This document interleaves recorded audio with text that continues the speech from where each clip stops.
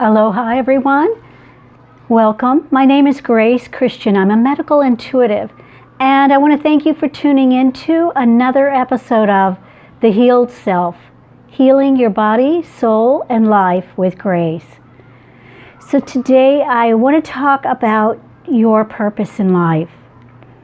This is an issue that comes up, or a question that comes up so many times when I'm in a session with clients, and they feel like they don't know why they're here on earth. They just can't quite grasp what their purpose is.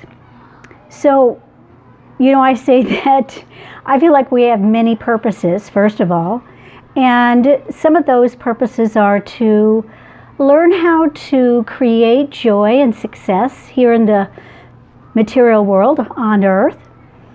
And of course, there are other purposes why we're here.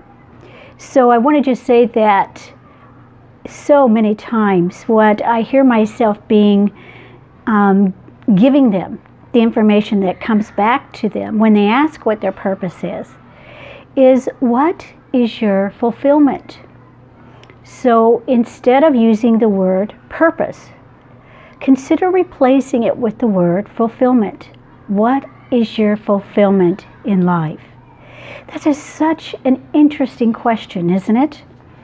Because whether we know it or not, we're all going through the day, through our lives, doing things that come naturally to us, that we're really, really good at.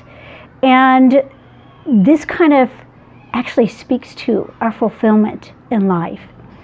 It may be something that we do that others just can't imagine doing.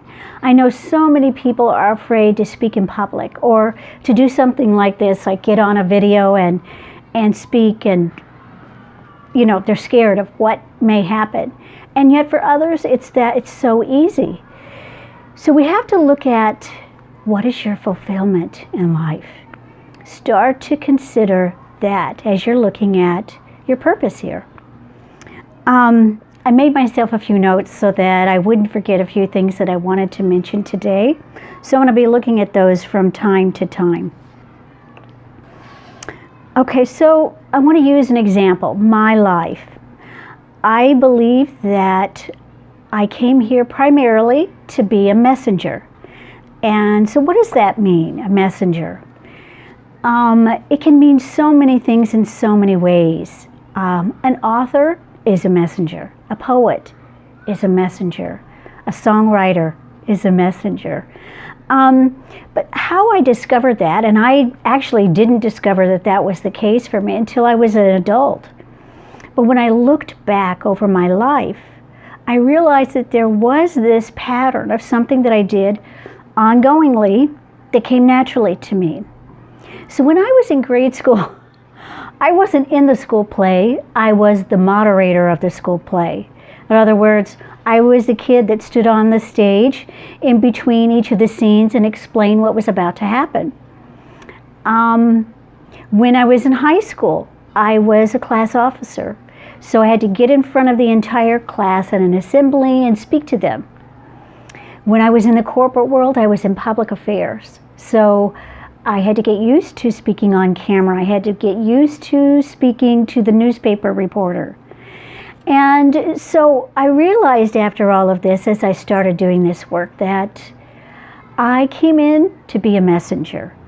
And a messenger is different than a teacher, let's say. So the messenger is generally here to deliver information that uplifts, educates, or inspires, but not in the same way that a teacher does. So someone that came in to be a teacher, they don't necessarily have to be in front of a classroom, whether it's adults or children. They can just be in their everyday life, someone that people generally go to find out how to do something, how to know something, what to know about something. And they have the ability to put it in a way that that person can really comprehend it or grok it. So they may have asked about that same issue to other people, and it never really was synced in. But when they go to the teacher has the ability to phrase it in such a way or to allow them to comprehend it in a way that is meaningful for them. I say they have a way to help people grok it. So, these are just a few things that I find are themes for people in our lives that come up again and again. And I want to mention something else, that we also have what I call our divine gifts. So what I mean by that is we are just such masterpieces, we humans. Not only are we here to kind of work on or to bring forth a theme that is something that is our fulfillment, but we're given gifts that help us in a unique way. So, for example, there are people that are here just to bring beauty into the world. And that can happen in so many different ways. I know a woman that I spoke with once, she just had a knack for decor. You would walk into her home and her home was furnished and decorated so beautifully and so pleasantly that it was always a pleasure to be in her home. And she loved to decorate for parties and big events. And she had a way of making that event just have an ambiance that was fantastic and perfect to the event. So for her, she agreed to come in and to bring beauty into the world, and in her own unique way. So one of her divine gifts was her ability to be a designer. It doesn't mean that you have to design clothes or fabrics. It means that you understand the symmetry of how the eye takes in beauty and makes it meaningful. And so that was her unique talent, divine gift. As someone who is here, her fulfillment was to bring beauty into the world. So I also want to say, there are so many possibilities. Oftentimes I have someone who asks me about their life. They don't feel like they're making their own special or unique contribution. Maybe they've spent years or months taking care of someone who has a chronic condition. And what I say to you is, if that's the case for you, consider that you may be here to be of service, which is a very noble fulfillment in the world, to be of service. And there are people that have that fulfillment here in the world, and one of their divine gifts may be that they're a humanitarian. So they may be someone who ends up going to another country and helping those people develop a technology that they don't currently have that could make their lives so helpful. So maybe that's digging a well and bringing fresh water into a community in Africa. So they're here to be of service, and they're a humanitarian, and they find a way, their unique way, to bring fulfillment for themselves into the world. There are so many possibilities. One thing I like to talk about that people don't recognize about themselves, if this is them, is that there's someone that I call the executor. They execute, they make things happen, they get things done. So they're the ones that figure out how to start a project. They're the ones that keep the project on task. The executor. And I mean that in the nicest way.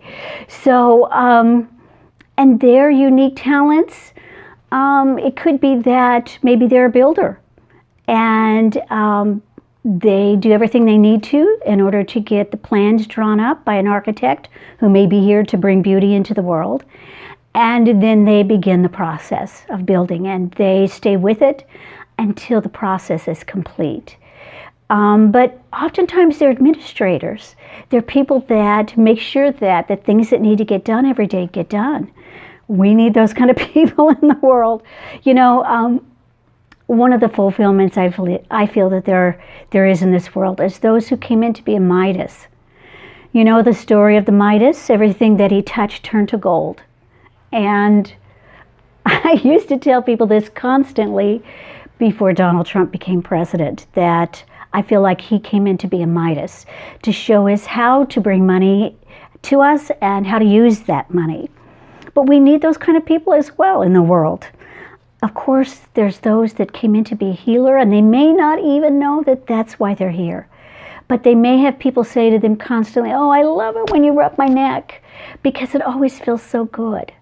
So that's always important to pay attention to. What is it that others are complimenting you for doing? It may be something that is nothing to you, like, what? I just put my hands on your neck. What do you mean? It's a good signal that you're a healer. So, you know, one of the things that I see about people that it's hard for them to see about themselves is those that came in to bring fulfillment as a connector of people. So, you know, there are those people in every community who know somebody that you need to know, right? And we need those people because sometimes we need that connector to help us find the person that has the answer for us, or the person that might become our future spouse. So that is a very important fulfillment role in humanity. I also want you to consider that outside of what is your purpose or fulfillment, what are your gifts? So what are your gifts? There are so many possibilities. You know, I had a young man who composed music.